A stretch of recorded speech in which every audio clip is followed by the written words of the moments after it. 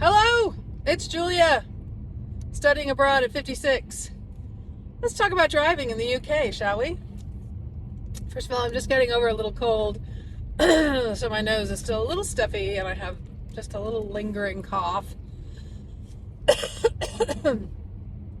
There you go. And I'm driving in my car. Yeah, driving in the UK. You can do it. It seems intimidating, and to some people it's really, really hard, and that's fair. I found it not hard at all. I was scared the very first time I drove in the UK, and that was back in 2009 in Northern Ireland. I was there on a job, and they said, oh yeah, you're going to get a car for you and your team. And I was like, great. And I said, is someone going to kind of show me how to drive on the other side of the road? Because I had never driven in anywhere like that before. And basically, whoever it was that gave me the key to the rent-a-car just like handed me the keys and was like, there you go, bye. And I'm like, oh my God. And not only that, but I was also driving my work colleague around, and we had to go to dinner that night. And so not only had I never driven on the other side of the road before, I had to parallel park. And guess what? I did it! I parallel parked. The very first time I drove a car on the other side of the road. So yeah, it's interesting. I mean, Kurt and I talk about how, like, you're so ingrained to having the mirrors angled the other way because you're sitting on the other side of the car.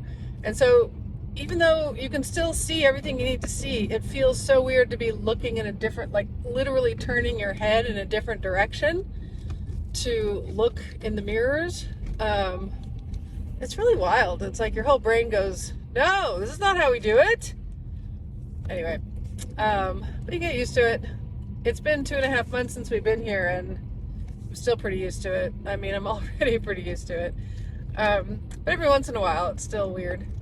I mean, there are silly things like getting used to being on the other side of, literally just on the other side of the car, where you get in and you reach the wrong way for your seatbelt. Or I just did this the other day, because most cars are stick shift, and when you first, like the first couple days, I'd be reaching with my right hand instead of my left hand.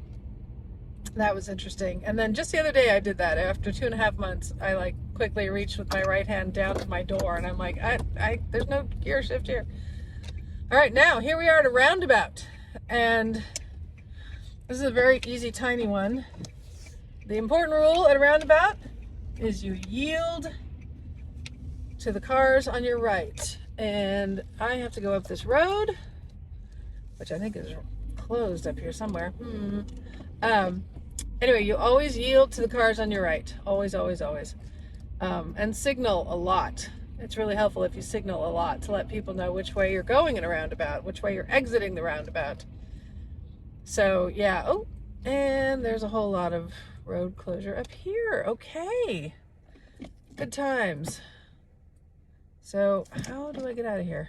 All right, I'm just gonna keep recording this because why not? All right, so that guy,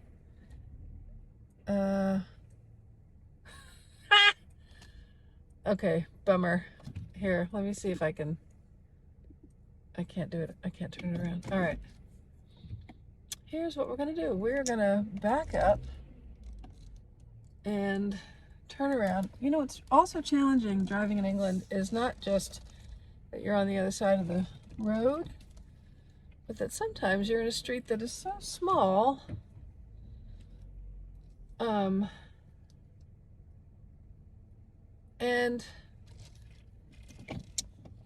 there are brick walls right on the side of the road, which make it extremely challenging. Okay. Radio, I have turned around. Now, I'm on my way to Costco, and I need to figure out how to get there from here. I knew how to get there from here when the road wasn't closed, but the road's closed, so now I'm gonna have to pause and find the map.